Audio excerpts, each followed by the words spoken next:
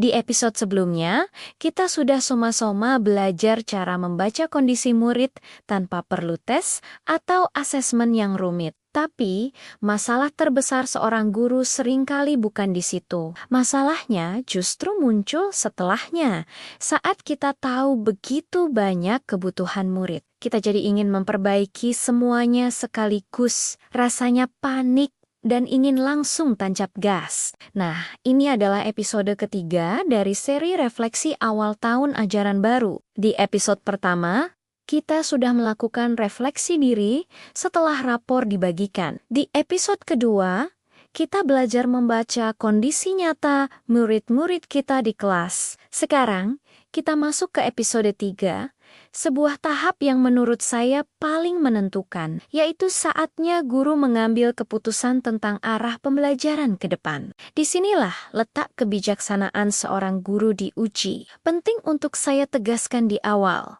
Menentukan arah pembelajaran di awal tahun itu bukan soal menambah program baru, bukan soal bikin kegiatan yang macam-macam. Justru sebaliknya, ini adalah tentang mengurangi dengan sadar. Ini tentang seni memilih. Kenapa? Karena kita harus terima kenyataan bahwa sebagai guru, kita tidak mungkin bisa menyelesaikan semua masalah murid di awal semester.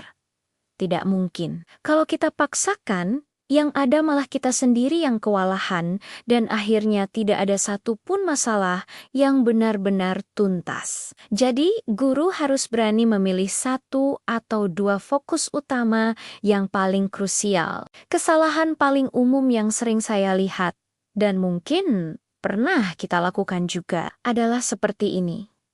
Setelah kita tahu murid kita punya banyak sekali masalah, mulai dari kemampuan membaca yang kurang, motivasi yang rendah, sampai masalah emosional, kita justru makin panik. Karena panik, akhirnya kita tetap kejar materi sesuai kurikulum, tetap pasang target yang tinggi, dan tetap pakai metode mengajar yang sama seperti tahan-tahan sebelumnya dengan harapan keajaiban terjadi.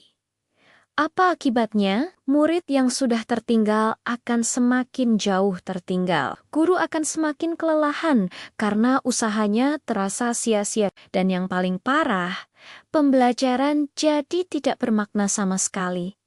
Baik bagi murid maupun bagi kita. Kita hanya sibuk menyelesaikan materi, bukan benar-benar mendidik. Karena itu, di episode ini, fokus kita bukan lagi membaca kondisi, tapi memilih fokus. Ini adalah tahap mengambil keputusan strategis. Untuk membantu kita, ada 3 pertanyaan inti yang perlu kita jawab dengan jujur pada diri sendiri. Pertama, dari sekian banyak masalah yang kita lihat pada murid, masalah mana yang paling mendesak untuk ditangani saat ini? Apakah masalah emosional dan sosial mereka? Apakah masalah kesiapan belajar mereka? Atau justru masalah kemampuan dasar seperti membaca dan berhitung? Pilih satu yang paling fundamental. Kedua, setelah memilih prioritas, masalah mana yang dengan sengaja akan kita tunda dulu penanganannya? Ingat, ini bukan berarti kita mengabaikan masalah tersebut. Sama sekali bukan. Ini artinya kita sadar bahwa kita tidak bisa mengerjakan semuanya sekarang.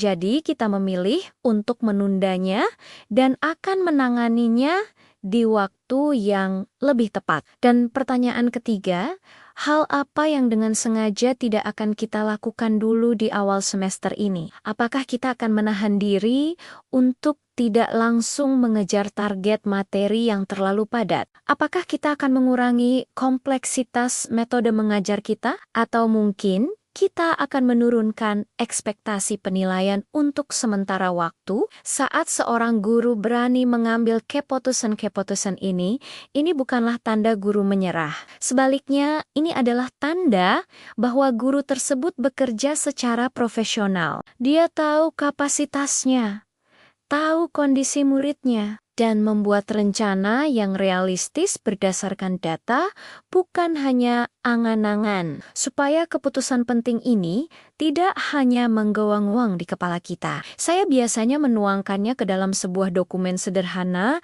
yang saya sebut template arah pembelajaran awal. Tenang, template ini bisa langsung Anda unduh melalui tautan yang ada di deskripsi video di bawah. Saya mau tegaskan ya, template ini bukan RPP atau modul ajar yang rumit. Sama sekali bukan. Anggap saja ini sebagai kompas pribadi Anda sebagai guru. Sebuah panduan singkat yang akan menuntun Anda sebelum nanti menyusun tujuan pembelajaran dan rencana yang lebih detail. Ini adalah fondasinya. Nah, kalau arah pembelajaran kita sudah jelas, kompas kita sudah di tangan, barulah kita bisa bicara tentang langkah selanjutnya, yaitu merancang tujuan pembelajaran yang realistis dan bisa dicapai oleh murid-murid kita. Dan itulah yang akan kita bahas tuntas di episode selanjutnya. Jadi, jangan sampai ketinggalan ya. Terima kasih sudah menonton. Sampai jumpa di video berikutnya.